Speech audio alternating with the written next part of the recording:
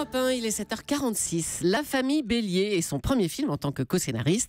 Et pour un coup d'essai, c'est un coup de maître. Victoria Bedos est votre invitée, Thomas, pour l'interview vérité d'Europe 1. Bonjour Victoria Bedos. Bonjour. 7 millions de téléspectateurs. Dites-moi maintenant, on dit de Guy et de Nicolas qu'ils sont le père et le frère de Victoria Bedos, non?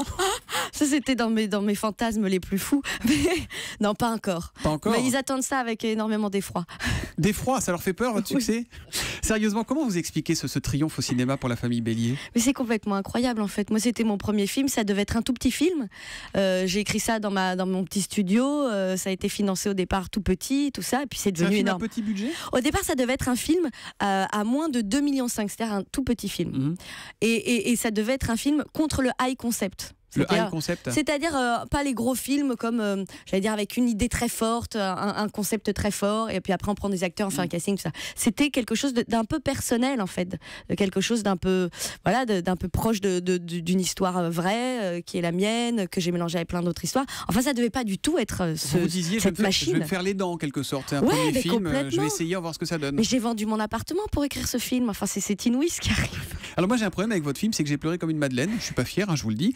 Et votre famille, vos proches, votre entourage, comment ils ont réagi quand ils l'ont vu? Mais ils ont énormément pleuré. Alors, c'est-à-dire que moi, au départ, je l'ai écrit pour passer un message à mes parents.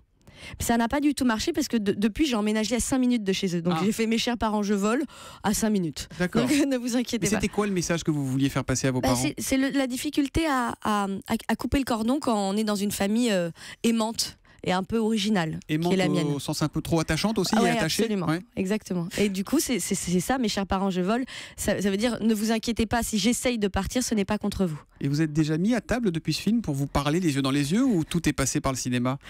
En fait, parfois c'est plus facile de passer par l'écriture, mais parfois c'est un échec. Parce que mes parents, en fait, ils peuvent aussi faire des dénis de lecture ou des dénis de visionnage. Ils l'ont pris très très bien, le film. D'accord. Et ça ne les a pas du tout dérangés. Donc ils n'ont pas vu du tout le message personnel? Non, j'ai dîné avec eux hier soir et toute la famille, tout le monde est toujours aussi soudé. Vous n'avez vraiment pas coupé le cordon, hein, si même le dimanche soir vous continuez à aller dîner chez papa-maman. Visiblement, quand Victoria Bedos veut parler à sa famille, elle fait un film. Il paraît que le prochain que vous tournez en ce moment va s'appeler Vicky Banjo, a priori. C'est un peu autobiographique aussi. C'est-à-dire qu'en fait, c'est la même histoire que la famille Bélier. Voilà. Ah. Et vous pensez qu'on va aller le voir? Non. En fait, non, c'est un peu autobiographique. C'est sur la même thématique, mais à un âge très différent. C'est en effet, pour le coup, c'est comment annoncer à son père, notamment, et à son frère, je suis une femme. Je ne suis plus une enfant. D'accord. J'ai vu le loup. Oh, parce que ça non plus, Guy ne le sait pas, faut peut-être pas le dire. Non, justement, c'est-à-dire que j'espère qu'il n'écoute pas. Normalement, il ne se réveille pas aussitôt. Bon. Donc, papa, je suis une femme. Je voudrais qu'on parle de Louane. Tout le monde la trouve formidable, Louane. Alors c'est facile de la trouver formidable maintenant, Louane. Mais pourquoi elle? Pourquoi avoir fait ce choix? À l'époque, c'était pas évident. À l'époque, c'était pas évident. Alors là, c'est vraiment le choix du réalisateur. C'est là où la scénariste s'efface. Éric Lartigot. Éric Lartigot. Déjà, il voulait pas une comédienne.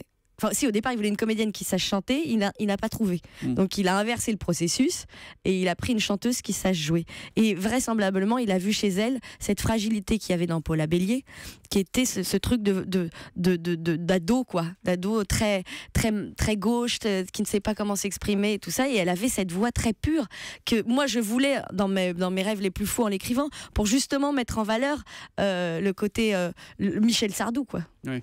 Et l'histoire de Paula Bélier, Louane, donc c'est encore le rêve non abouti de Victoria Bedos. Vous êtes chanteuse aussi, hein. D'ailleurs Vicky Banjo, c'est le nom de votre groupe. Absolument. En fait, c'est une métaphore de ma vie, la famille Bélier. Et c'est plus pratique de faire des métaphores, comme ça on n'y va pas direct.